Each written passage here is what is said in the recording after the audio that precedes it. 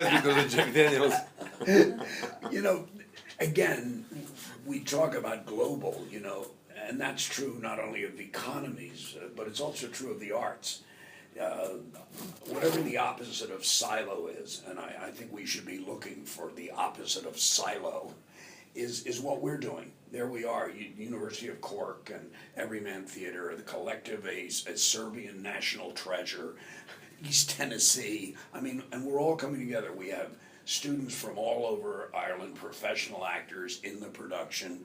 We have 2 Americans who carry Irish passports, myself and my son, who's playing my son in the play. Ah, excellent. So there's an added little wrinkle. Brilliant. And how did you do the other parts? Was that an open audition, or did you have people in mind? No, we actually did a proper professional audition. There was a call all around, sent around Ireland.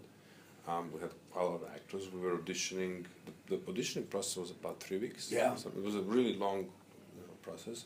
And so the cast now represents the combination, as Patty said, of professional actors and our own drama and theatre studies students. Brilliant. 3rd year, 2nd year, and they're all auditioned. They all came, and our students actually were able to win an audition equally with professional actors. So it was quite a good push, and I'm quite proud of the cast that we assembled, because as they were saying to me, it feels as if we are an ensemble.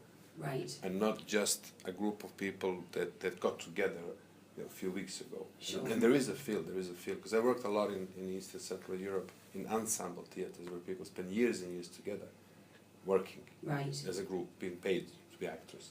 Yeah. And we have that kind of feel almost now. And are you an actor yourself, Sasha? No, I'm a son of an actress, and I always wanted to be Really? a director. So my mother was an actress in National Theatre in Belgrade, and so I always wanted to be a director, and that's how I happened. So I'm not an actor, although I love to get a chance when I'm directing my actors to step in and to do their roles. Right.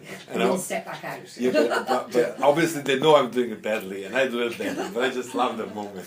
Tell Anne-Marie what it was like when you were younger and you had your training as a director, how you would be introduced in Belgrade. Oh yeah, that's a good story, because that also partly connects me with the play in some way.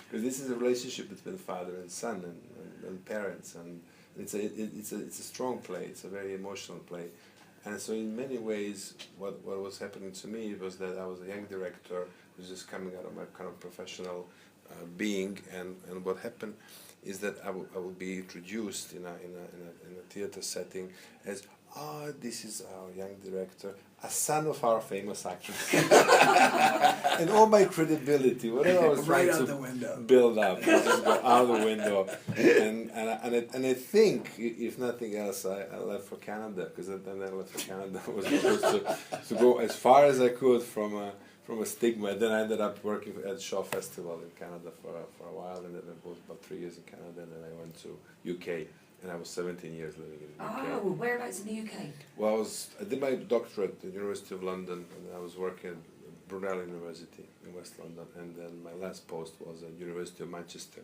in Very Manchester. good. And then I came actually to pick up headship of drama and theatre studies in 2011. So I pretty much lived 17 years in UK before coming. And how's Cork treating you? Fantastic. I love Cork. Cork is great. It's fabulous, isn't it? I love that you can just walk around and there's just everything there. I have 3 passports now, so it'd be too much to pick up the 4th one. I'm Canadian, British, and Serbian, but if I could pick up Irish, I would. I love it. It's funny listening to Sasha's story about his mother.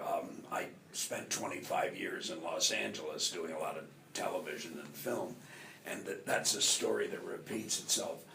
My career in Hollywood actually got started because of a producer named Sherwood Schwartz, who people might not know the name, but as soon as I say what he's done, Sherwood was the creator of the Brady Bunch and Gilligan's Island.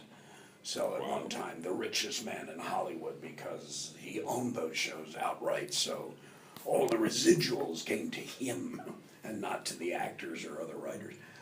So his son, Lloyd, became a friend of mine, and Lloyd used to bemoan exactly like Sasha. He'd say, and he's a writer, producer, Lloyd, and every time he said, I would go into the networks to pitch, a multi-million-dollar project, and I've got the credentials, and I've got the script, and he said, I go in and I sit down, and I'm looking at a room full of men who are at my bar mitzvah, just like your confirmation.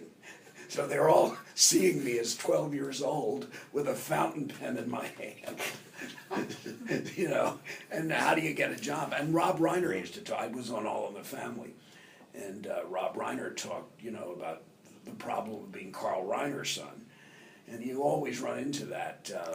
I guess Michael Douglas escaped a lot, being Kirk Douglas. And so our character in the play was called Biff.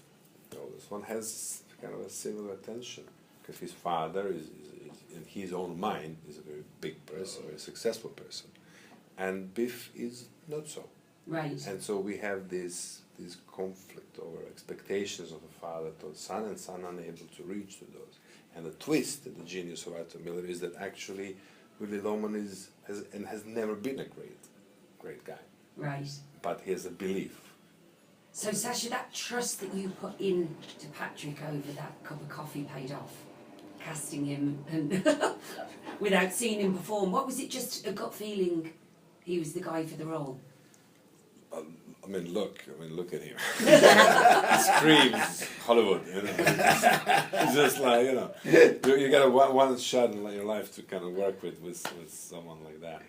It's like a living legend. I should jump in the river Lee if I would miss that chance. Oh, that's sweet. Aww. It is nice. But again, I keep coming back. First of all, this is such a complicated time for me. I went out to Ballina, as little as I knew about my father's side of the family, and I knew a little bit. I knew nothing about my mother's side. She never went back to Ireland ever. She got here at 16, never returned. Wow. So, again, most of the relatives that I knew and most of the people I associated with in Philadelphia growing up were from Cork. I didn't know anybody else from Mayo except my mother, so she seemed to be like this outsider. So finally, I tracked down through a website people from Ballina. I knew her maiden name was Collins, and I knew that her father had been one of the last blacksmiths in the area. And so with that little bit of information, I found a whole nest of Collins people who are my first cousins. So I was there 2 weeks ago. It turns out that the reason my mother had to leave Ireland was because of the Lacan shipping tragedy. There was a shipping boat